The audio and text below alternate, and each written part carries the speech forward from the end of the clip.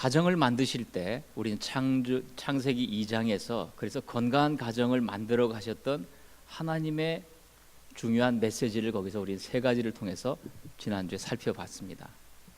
건강한 가정을 만들어가는 첫 번째 요소는 남자와 여자가 서로 돕는 자가 되는 거였습니다. 돕는 자의 반대말은 바라는 자였습니다. 상대방 옆에서 내가 나를 희생하고 당신을 세워주는 역할이 돕는 자였고, 바라는 자는 나의 필요를 채워주기 위해서 저 사람이 내 옆에 있다고 생각하는 이해였습니다. 돕는 자로 살아가는 사람은 상대의 실수나 연약함을 볼 때마다 내가 있어야 될 존재 이유를 발견했습니다. 그러나 바라는 자는 상대의 실수와 연약함은 철저하게 나의 불만의 요인이 되었습니다. 많은 가정이, 현대 가정이 가정의 원래 목적을 잃어버린 결과 많은 가정은 이렇게 바라는 자로 살아가고 있는 것을 우리는 발견하게 됩니다. 그래서 서로를 향해 실망하고 서로를 향해서 불만하여 가는 것입니다. 서로 불만하여 갈수록 미래를 향하여 소망을 갖지 못하는 가정, 그래서 그들의 모든 대화들은 쉽게 서로 돕는 자로 살고 있지 않다는 것을 발견하게 하죠. 남편은 때로 이런 말 하죠. 나는 돈 벌어주는 기계냐. 아내는 또 이런 말 하죠. 나는 그러면 이 집의 가정부냐. 서로 돕는 자가 아닌 바라는 자로 살아가는 가정에서는 대화에서도 결코 하나님의 목적을 발견할 수 없었습니다. 돕는 자와 바라는 자의 이 관계, 우리는 두 가운데 늘 매일매일 서 있다는 것입니다. 또 하나의 기둥이 하나됨이었습니다. 둘이 한 몸을 이룰지니라. 이 하나됨을 위해서는 나의 약점과 나의 단점이 무엇인지를 알고 상대의 약점과 단점이 무엇인지를 발견하는 것이었습니다. 그것이 발견될수록 우리는 이런 고백을 했습니다. 아, 그래서 나를 저 사람 옆에 보내셨구나. 하나님이 꼭 맞는 적합한 사람을 나의 인생에 만나게 하시고 한 가정을 꾸리게 하시고, 그리고 나서 저 사람의 부족함과 단점이 발견될 때마다 그래서 나를 저 사람 옆에 보내셨구나. 인내하고 용납하고 기다리는 것이었습니다. 그것이 하나됨을 이루는 온전한 복된 가정의 모습이었습니다. 즉, 이 단점과 약점을 가지고 서로 온전한 하나가 되어 갈수록 우리는 하나님이 우리 가정을 향한 미래의 목적들을 이루어가는 발판이 된다는 것을 발견한 것입니다. 그럼에도 많은 이민자 가정은 이런 고백을 합니다. 그만 살아도 억울하고 그냥 살아도 억울해요. 그만 살아도 억울하고 그냥 살아도 억울해요. 이것이 내 속에서 온전한 하나됨을 이루어가지 못하는 많은 사람들의 고백이라는 것입니다. 이 어린 왕자를 쓴 생텍쥐페리가 있습니다. 이 사람은 이런 말을 했어요. 사랑이란 두 사람이 서로 마주 쳐다보는 것이 아니다. 사랑이란 한 목표를 향하여 같은 방향을 함께 바라보는 것이다. 즉, 하나님이 가정을 이루신 목적을 향하여 서로의 단점과 약점에 집착하는 것이 아니라 그 목적을 향하여 서로 함께 그 방향을 바라볼 때 하나가 된다는 말을 하는 것입니다.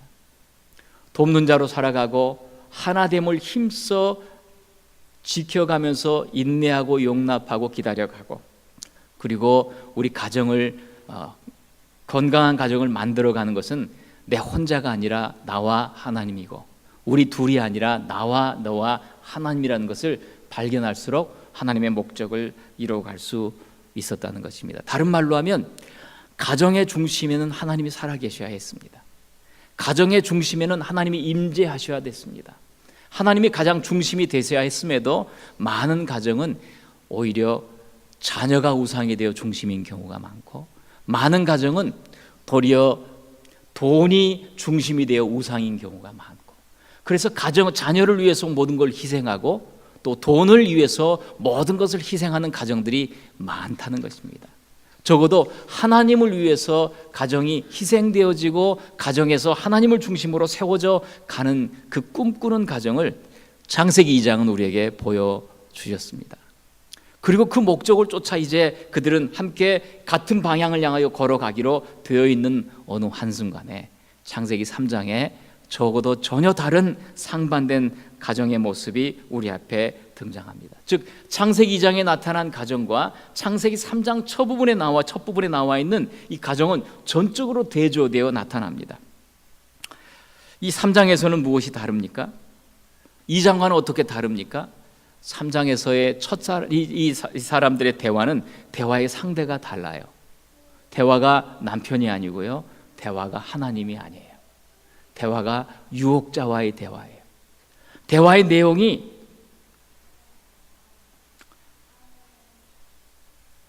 그들이 창세기 2장에서 꿈꿨던 대화의 내용이 아니었습니다. 우리 가정을 통해서 하나님의 꿈을 어떻게 이룰 수 있을까? 인생의 소명을 어떻게 이룰 수 있을까? 이런 대화가 아니라 대화를 하면 서로 가슴이 뛰고 대화를 하면 미래가 소망스럽고 이런 것이 아니라 그들은 대화의 내용 가운데 하나님의 말씀을 의심하고 하나님의 말씀을 도전하는 그러한 교묘한 함정이 들어있는 대화가 시작되고 있었습니다. 1절에 보니까 뱀이 여자에게 물어 가로되 하나님이 참으로 너희더러 동산 모든 나무의 실과를 먹지 말라 하시더냐. 여러분, 이 모든 나무라는데 여기 밑줄을 쳐놓으세요. 모든 나무.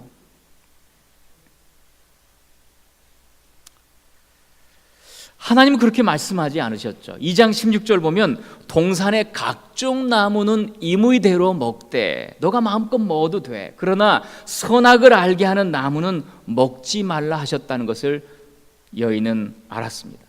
즉 하와는 유혹자의 질문에서 그 질문이 잘못된 질문인 줄 알았습니다. 그래서 2절과 3절에서 그는 뱀에게 대답을 합니다. 그러자 4절과 5절에서 뱀이 여자에게 더 강하게 질문을 던집니다.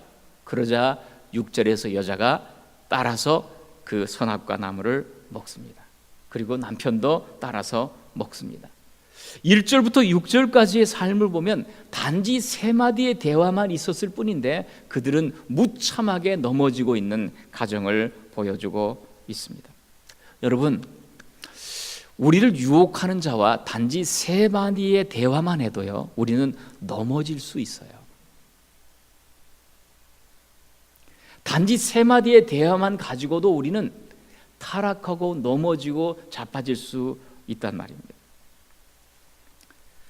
아담과 하와는 창세기 2장에서 나타난 대로 축복의 통로로 쓰임 받는 것이 아니라 이 3마디의 유혹자와의 대화를 통하여 그들은 사망과 저주와 죽음의 통로가 되어버립니다.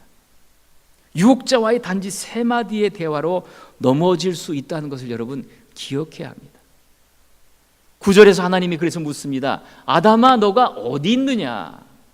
10절에서 이렇게 10절에서 아담이 말하죠. 한번 보세요. 가로되 내가 동산에서 하나님의 소리를 듣고 내가 벗었으므로 두려워하여 숨었나이다. 여기 밑줄을 3군데 쳐놓으세요. 벗었으므로 두려워하여 숨었나이다.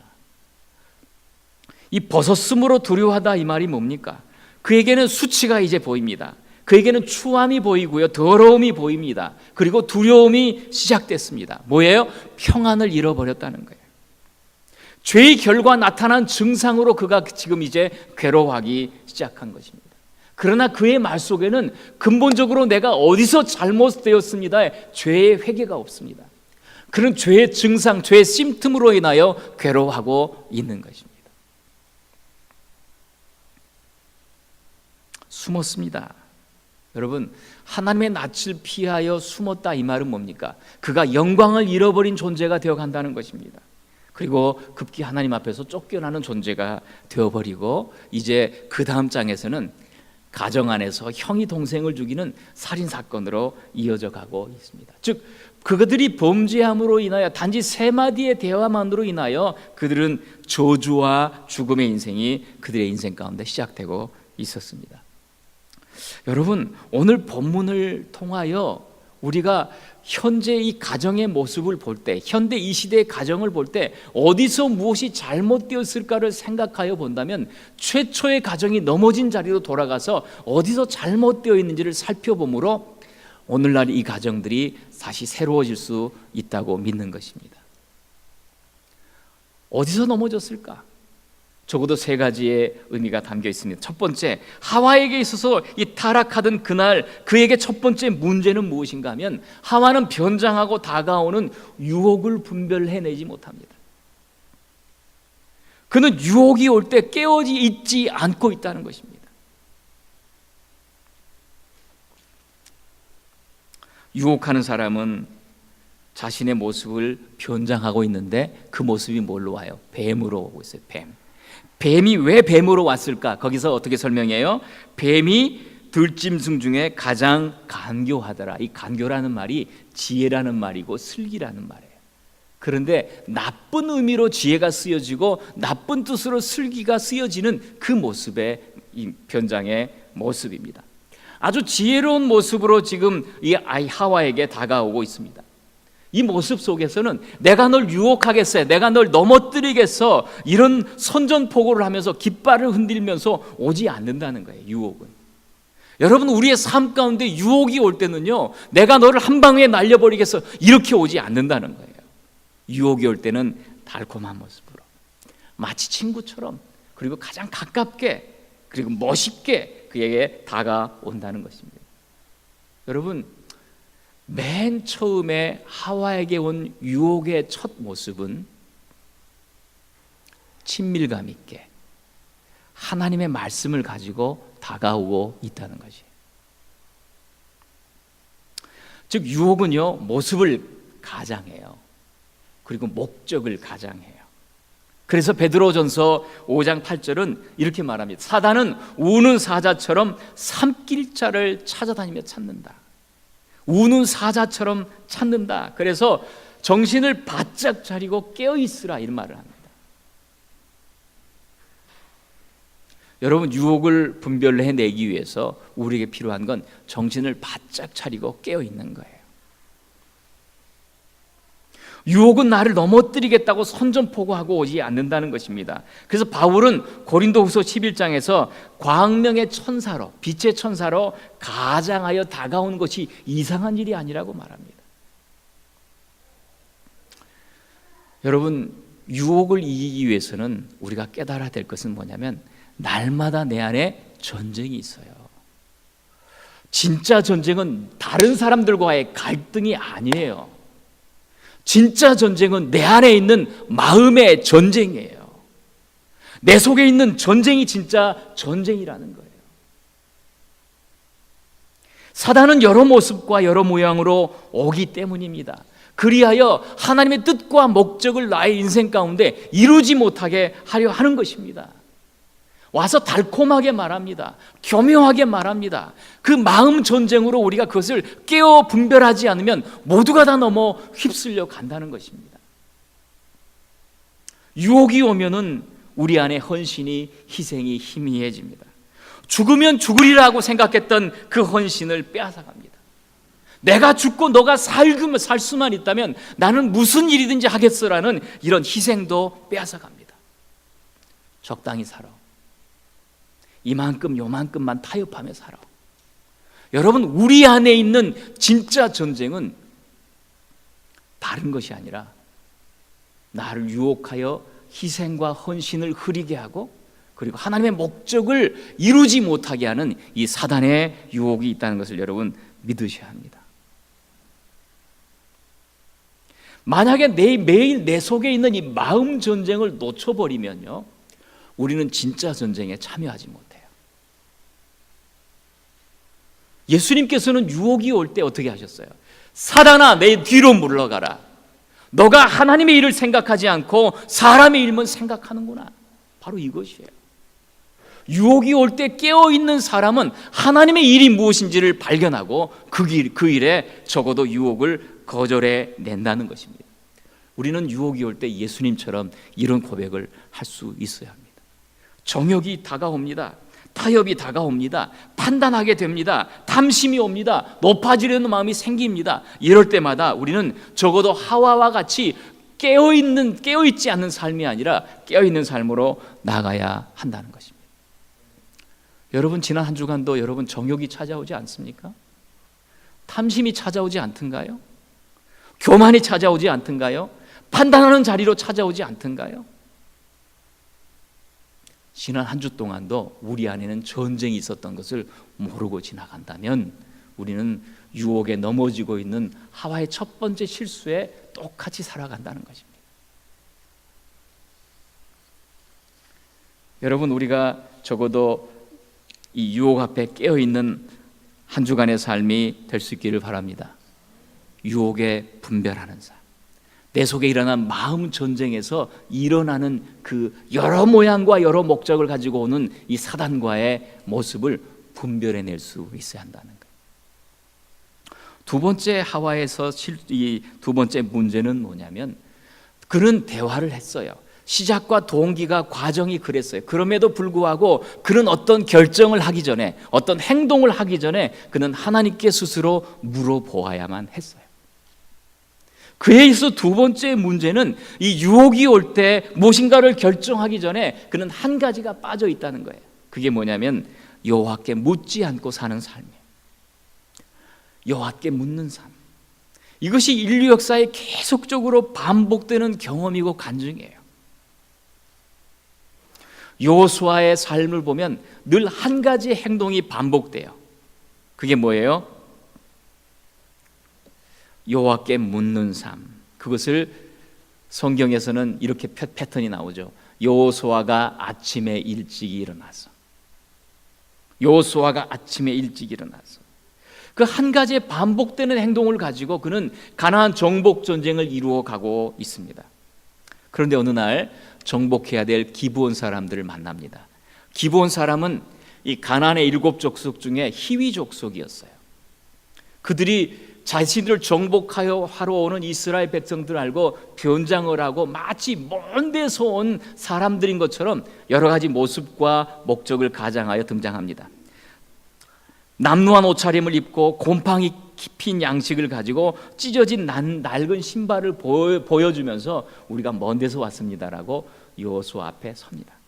성경은 그때 사건을 이렇게 말합니다. 여호수아 9장 14절에 무리가 그들의 양식을 취하고 어떻게 할 것을 여호와께 묻지 않고 여호수아가 곧 그들과 화친하여, 곧 그들과 화친하여, 여호와께 묻지 않고. 그 유혹의 말에 그들은 속아 넘어가면서 가나안 7 족속을 정복해야 한다는 그 주님의 명령을 그들은 불순종하고 마는 것이죠. 어떤 일을 결정하기 전에 여러분, 우리는 여호와께 묻는 삶이 내 삶의 훈련이 되어야 되는 줄 믿습니다. 어떤 일을 결정하고 스스로 행동하기 전에 이것이 내 생각인지 하나님께로부터 오는 결정인지를 우리는 점검해 보아야 한다는 것입니다. 많은 경우에 세상과 타협하고 유혹에 넘어져서 인생을 후회하고 낭비하는 이유는 한 가지, 묻지 않기 때문에 그래요. 묻고 살지 않기 때문에 그래요. 이 말이 뭐예요? 상식으로 그냥 살아요. 그 다음에 합리화 이상의 그냥 이성에 머물며 살아요. 믿음의 영역으로 나아가지 못해요. 신앙이 그래서 상식 이하의 수준에 머물러 살아요.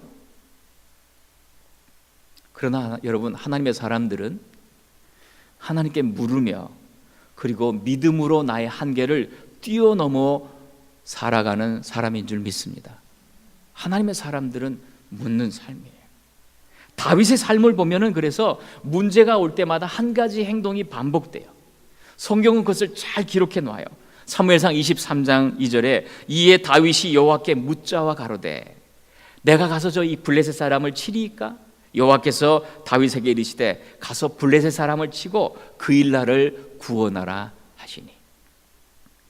다윗이 여호와께 묻자와 가로되. 그때 부하들이 다윗을 향해 반대를 던집니다. 아니, 이 말은 상식에 비추어도 지금 말이 맞지 않습니다. 사울 왕에게 쫓겨가지고 지금 우리가 2차 도피 기간 중에 광야에서 사는 생활도 벌써 3년째가 되었습니다. 우리 앞길도 앞가림도 하기 어려운 편에 어떻게 우리가 다른 사람들을 도울 수 있습니까? 내 살기도 벅찬데 어떻게 다른 사람을 돕습니까? 우리 살기가 벅찬 것이 이미 3년이나 되었는데 이 부하들의 말은 상식적으로 맞는 말이에요.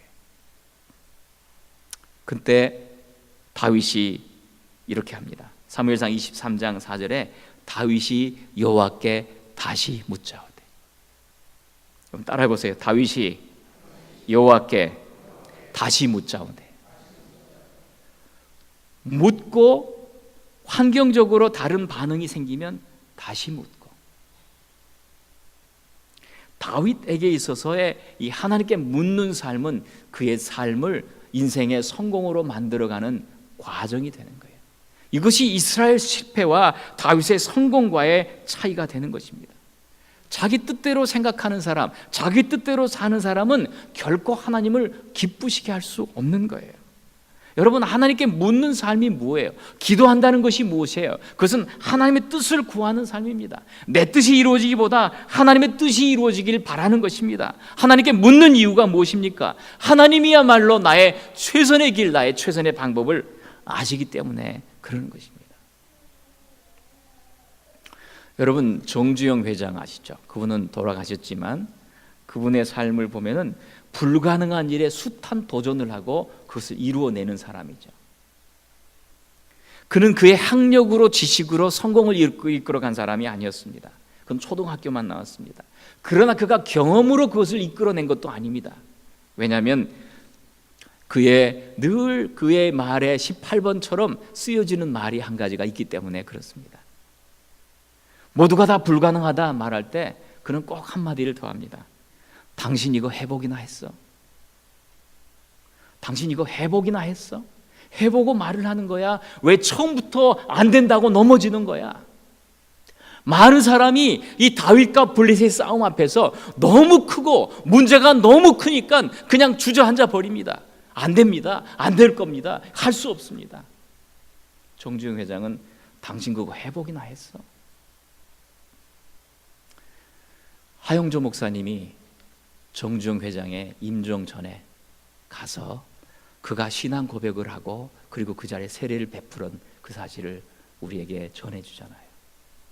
그럼 마지막에는 하나님을 만난 사람으로 인생을 마무리하는 거예요. 당신 그거 해보기나 했어?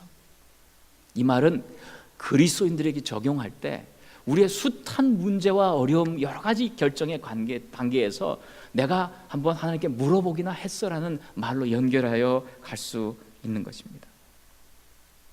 안 돼요. 힘들어요. 어려워요. 불가능해요. 숱한 나의 생각과 판단과 이성 앞에서 당신 기도해봤어? 이것입니다. 우리가 어렵다고 좌절하고 있는 여러 가지 문제들 앞에 정말 기도해 보았느냐는 것. 이것이 두 번째 하와가 보여주는 두 번째 문제였어요. 그러나 이 문제가 끊임없이 역사에서 반복되어 오고 있는 것입니다. 하와의 이 판단으로 인하여, 하나님께 묻지 않고 결정함으로 인하여 궁극적으로 그들은 하나님을 떠났고 범죄하였고 하나님을 향하여 죽은 자가 되어버렸습니다. 그래서 인간의 소명과 가정의 창조의 목적을 그들은 잃어버리고 방황하는 존재가 되었습니다. 그런데 예수님께서 길과 진리와 생명이 되어주셔서 십자가에서 우리에게 새롭고 산 길을 허락하시고 하나님께 이제 나아가서 언제든지 물을 수 있는 생명의 길을 회복하여 주셨습니다. 아담이 잃어버린 그 길, 하와가 잃어버린 그 길을 예수님께서 십자가 안에서 우리에게 다시 새롭고 산 길을 허락해 주신 것입니다. 그런 면에서 우리는 언제든지 나아가서 우리는 주님께 물으며 살아갈 수 있는 특권을 가진 것입니다. 할렐루야. 놀랄만한 특권을 우리에게 허락해 주셨습니다. 지금까지는 너희가 내 이름으로 아무것도 구하지 아니하였지만 이제부터는 너희가 내 이름으로 구하라. 그리하면 기쁨이 충만할 것이다. 무엇이든지 이룰 것이다. 말할 수 없는 기도의 폭을 우리에게 허락해 주신 것입니다. 여러분, 기도가 뭐예요? 기도는 그리스도인의 호흡이에요. 기도는요, 프로그램이 아니에요. 그러면서 기도는 우리의 생명줄이 되는 것이에요. 기도는 우리의 삶이에요. 순간순간 하나님께 나가는 특권이에요. 하나님과 개인적으로 만나는 시간이에요. 저에게 있어서의 꿈은요, 할렐루야 교회가 세워지면서 저에게 꿈은 뭐냐면 주일날 출석수하고 금요 찬양 기도의 출석수가 같은 거예요. 오늘 주보에 보시는 것처럼 거기에 차이는 조금 있잖아요. 저는 이 꿈을 꾸는 거예요. 기도하는 자리, 하나님께 묻는 자리에 모든 성도가 서 있는 것. 왜요? 기도해야 살기 때문에 그래요. 기도가 우리의 호흡이고 삶이 되기 때문에 그런 거예요. 궁극적으로 하와에 있어서 두 번째 문제는 결정을 해야 되는 자리에서 하나님께 묻지 않았다는 사실이에요. 그래서 여러분, 내 생각에는 이래요 라는 말은 정말 위험한 말이에요. 주님 안에서 내가 받은 그 뜻은 이것입니다 라고 묻는 것이 굉장히 지혜로운 말이 되는 거예요. 하나님의 교회는 우리의 생각과 지혜로 세워져 가는 것이 아닙니다. 하나님의 교회는 하나님의 뜻과 목적대로 세워져 가는 줄 믿습니다. 그럴 때 교회가 아무리 작아도 건강한 교회가 되고 하나님의 뜻과 목적을 이루어가는 교회가 되는 것입니다. 그런데 여러분, 세 번째, 하와가 기도하는 걸 모를까요? 하나님께 묻고 교제하는 것을 몰랐을까요? 왜 하와는 기도하지 않았을까요? 여러분, 이것을 적용하면 기도를 모르는 그리스도는 아무도 없어요. 기도하고 싶지 않는 그리스도인은 아무도 없어요. 그런데 왜 기도가 나의 삶의 우선순위가 되지 못하느냐는 거예요. 왜 교회마다 기도 모임은 그렇게 사람들이 없느냐 이것이에요. 그것은 무엇인가 하면 하와의 삶의 본문 속에서 나타나기 때문에 그렇습니다. 여자가 2절에 보니까 여자가 뱀에게 말하되 동산 나무의 실과는 우리가 먹을 수 있으나 동산 중앙에 있는 나무의 실과는 하나님의 말씀에 너희는 먹지도 말고 만지지도 말라 너희가 죽을까 하노라 하셨느니라. 너희가 죽을까라는 말을 그가 하고 있어요. 너희가 죽을까. 다름 아니라 여러분, 기도하지 않고요 하나님께 묻지 않는 이유는 말씀에 대한 확신이 없어서 그래요. 하나님의 말씀의 진리로 나에게 생명이고 나에게 최우선이란 확신이 없기 때문에 그러는 거예요. 하와가 뭐라고 너희가 죽을까 하노라 이런 말을 언제 하셨나요? 먹으면 죽으리라. 하와의 심장에 말씀이 생명처럼 새겨져 있지 않는 거예요.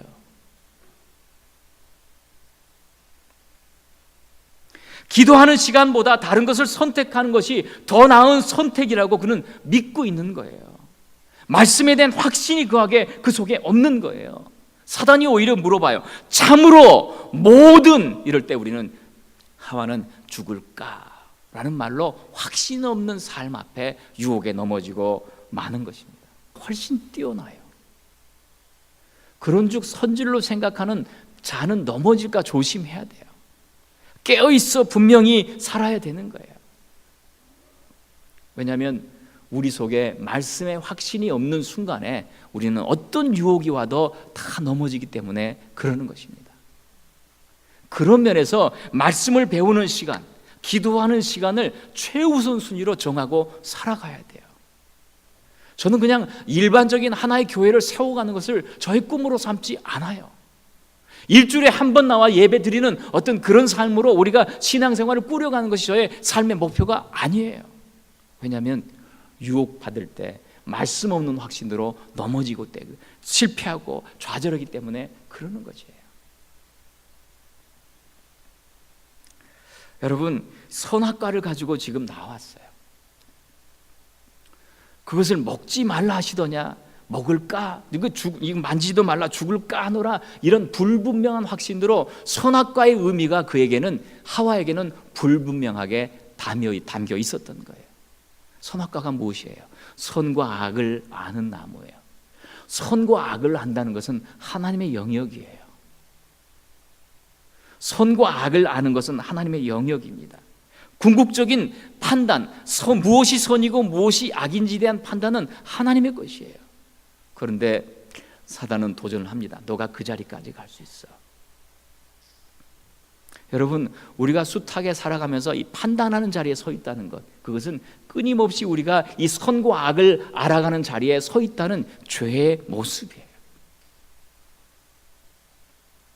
선악과를 보여줄 때 이 선악과의 의미는 궁극적으로 이것이었어요. 하와에게는 선악과를 보면서 모든 건 다 할 수 있지만 저건 하나는 못해라는 그 상징으로는 그는 내가 청직이구나, 내가 피조물이구나, 그걸 아는 것이에요. 하나님의 대리인으로 내가 사는 것이구나. 모든 것이 허락되었지만 모든 것이 가능한 것이 아니구나. 이것을 알아가는 거예요. 그만큼 특권을 누리고 살아가는 존재라는 것을 발견하는 것입니다. 선악과를 볼 때마다 그래, 나에게는 하나님이 계셔, 나는 하나님을 섬겨야 돼, 하나님께 영광을 돌려드려야 돼, 이 목적을 잃어버리지 않는 것입니다. 그런데 선악과를 따먹는 순간 하나님처럼 되는 것이 아니라 그는 수치와 죄책감과 저주와 죽음 가운데 빠져버리는 것이죠. 여러분, 이 확신 없는 말씀은 나의 삶에 힘이 되지 못해요. 그래서 말씀을 잘 배우고 확신 있는 삶으로 나가야 하는 거예요. 왜 어떤 사람이 넘어질까요? 왜 하와가 넘어졌나요? 그는 유혹 앞에 깨어있지 않았기 때문에 그래요. 그리고 어떤 일을 결정하기 전에 하나님께 묻지 않았기 때문에 그래요. 하나님께 묻지 않았던 궁극적인 이유는 그의 삶의 습관 정도의 문제가 아니라 사실은 그가 기도하지 않고 있었다는 것은 그의 삶에 기도에 확신이 없기 때문에 그래요. 말씀에 대한 확신이 없기 때문에 그가 기도하지 않는 거예요. 궁극적으로 인생의 문제는요, 소유가 아니라 순종에 있다는 것을 놓치고 사는 거예요. 여러분, 인생의 숱한 모든 결정은요, 우리가 하나님께 순종하느냐 안 하느냐의 시금석이에요. 이 문제 저 문제가 많고 풀어야 될 숙제가 많지만 궁극적으로 모든 문제들 앞에 내가 물어야 될 것은 나는 하나님께 순종하면서 하느냐에 있는 것이에요. 하나님께 순종하면서 하느냐. 생육하고 번성하고 땅에 충만하라, 땅을 정복하라, 땅을 다스리라, 이 놀라운 이 특권과 명령 앞에 아담과 하와는 그날도 무한한 미래가 펼쳐져 있는 것을 믿으면서 오늘도 이런 문제들이 많지만 약속의 풍요함을 바라보고 순종함으로 나아가자, 이렇게 해야 되는데 오늘 나에게 없는 것에 마음 뺏기고 내가 아직도 없는 것 불편함으로 마음 뺏기며 살아가는 것이 아담과 하와의 모습이라는 거예요. 여러분, 지난 한 주 동안 이런 생각도 혹시 들지 않았어요? 내가 가진 것보다 남의 것이 더 많아 보이고 더 좋아 보인다. 다른 사람들보다 내 문제가 더 크고 어렵고 풀기가 쉽지 않다. 나는 나에게 없는 것에 더 자주 마음이 상하고 마음 뺏긴다. 나는 내 삶이 불만스럽고 다른 사람의 삶을 보면 항상 부럽다. 길을 잃은 사람의 모습이죠. 목표와 방향을 잃은 사람의 모습이라는 거예요. 유혹은 누구에게나 있고요, 시험은 누구에게나 있고요, 문제나 어려움은 누구에게나 있어요. 조금 전에 기도하신 집사님의 기도처럼 우리가 광야를 살기 때문에 그러는 겁니다. 광야에서 가장 중요한 건 이 확신 있는 말씀, 내게 주신 하나님의 인도하심과 주권을 인정하는 그 마음. 오늘도 하나님은 나를 다스리신다, 하나님은 나의 모든 형편을 아신다, 하나님은 나를 인도하여 가신다는 이 확신 있는 마음이 나의 모든 삶에서 없는 것 많아도 자족함을 배우고요, 감사함으로 살아가게 되는 것입니다. 아담과 하와는 언제부턴가 그 속에 틈이 생기기 시작했어요. 그 틈을 쫓아 유혹은 다가오는 것입니다. 오늘날도 많은 그리스도인들에게 유혹은 찾아옵니다. 정욕으로 찾아오고요, 탐심으로 찾아오고요, 판단하는 자리로 나가게 하고요. 그리하여 그를 넘어지게 하는 것이고 하나님 목적을 이루지 못하게 하는 것입니다. 여러분, 가정은, 우리의 인생은 내가 무엇인가를 소유하고 있는 것이 목적이 아니라는 것을 알아야 합니다. 인생의 중요한 목적은 소유에 있지 않아요. 인생의 가장 중요한 목적은 순간순간 어려움 앞에서 여호와께 묻고 무엇이 하나님의 뜻을 이루는 것인가를 순종하여 살아가는 삶이 되는 것입니다. 여러분, 그와 같은 삶을 오늘도 살아간다면 우리는 가장 건강한 인생, 건강한 가정, 건강한 교회를 세워가는 줄 믿습니다. 우리 안에 그와 같은 승리의 삶이 있기를 주의 이름으로 축원합니다. 기도하겠습니다.